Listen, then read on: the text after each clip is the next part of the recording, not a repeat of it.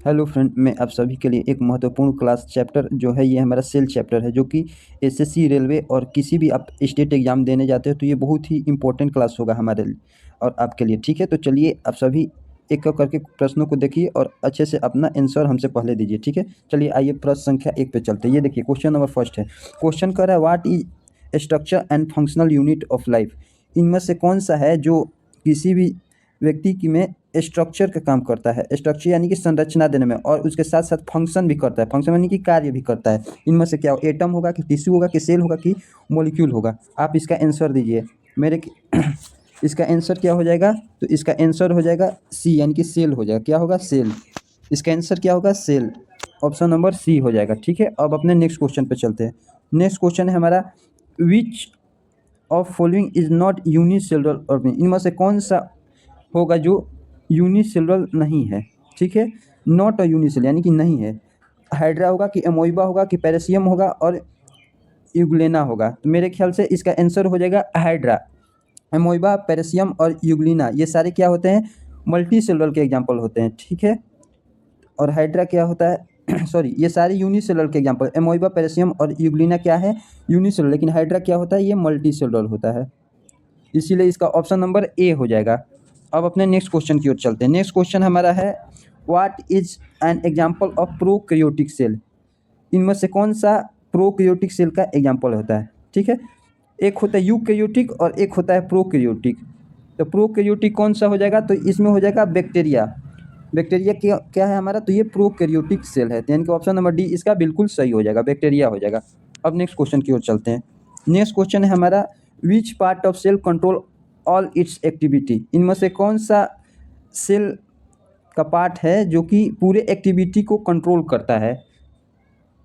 ठीक है, तो इसका आंसर क्या हो जाएगा? तो न्यूक्लियस हो जाएगा। न्यूक्लियस क्या करता है? इसी में आरएनए, डीएनए होता है, यही सेल के पार्ट को कंट्रोल करता है। यानी कि ऑप्शन नंबर बी इसका बिल्कुल सही हो जाएगा। नेक्स्ट क्वेश्चन की ओर चलते हैं। नेक्स्ट क्वेश्चन है what is size of prokaryotic cell. Prokaryotic cell का साइज क्या होगा? तो ये होगा इसका ऑप्शन नंबर डी, 0.1 से लेकर 5 माइक्रोमीटर तक होता है। ठीक है, 0.1 से लेकर 5 माइक्रोमीटर तक होता है, प्रोकैरियोटिक सेल का साइज होता है। नेक्स्ट क्वेश्चन की ओर चलते हैं। नेक्स्ट क्वेश्चन है क्वेश्चन नंबर 6। क्वेश्चन करा which organelle is responsible for photosynthesis in plant. Plant में इनमें से कौन सा ऑर्गन रिस्पॉन्सिबल होता है फोटोसिंथेसिस का? ठीक है, प्रकाश संश्लेषण का इनमें से कौन सा अंग करता है? तो इसका आंसर होगा ऑप्शन नंबर सी, यानी कि क्लोरोप्लास्ट में ही होता है प्रकाश संश्लेषण। ऑप्शन नंबर सी इसका बिल्कुल सही हो जाएगा, option number C. Next question पे चलते हैं। नेक्स्ट क्वेश्चन है which organelle is known as power house of the cell. Power house के नाम से इनमें से किस ऑर्गन को जानते हैं? तो इसका ऑप्शन हो जाएगा माइटोकॉन्ड्रिया, यानी कि ऑप्शन नंबर बी इसका बिल्कुल सही है। माइटोकॉन्ड्रिया को ही power house of this cell, यहीं पे एनर्जी का विकास होता है और एनर्जी टूटता है, तो इसलिए ऑप्शन नंबर बी इसका हो जाएगा। नेक्स्ट क्वेश्चन की ओर चलते हैं। नेक्स्ट क्वेश्चन है question number 8। Which of this is semi permeable structure. इनमें से कौन सा सेमी परमेबल स्ट्रक्चर यानी कि अर्ध झिल्ली है? तो इसका ऑप्शन क्या हो जाएगा? इसका ऑप्शन नंबर डी हो जाएगा, प्लाज्मा मेम्ब्रेन इसका बिल्कुल सही आंसर हो जाएगा। ऑप्शन नंबर डी इसका बिल्कुल सही है।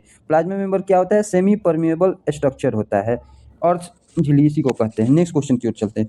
नेक्स्ट क्वेश्चन है क्वेश्चन नंबर 9। क्वेश्चन कर रहा है what is main components of cell wall in the plant.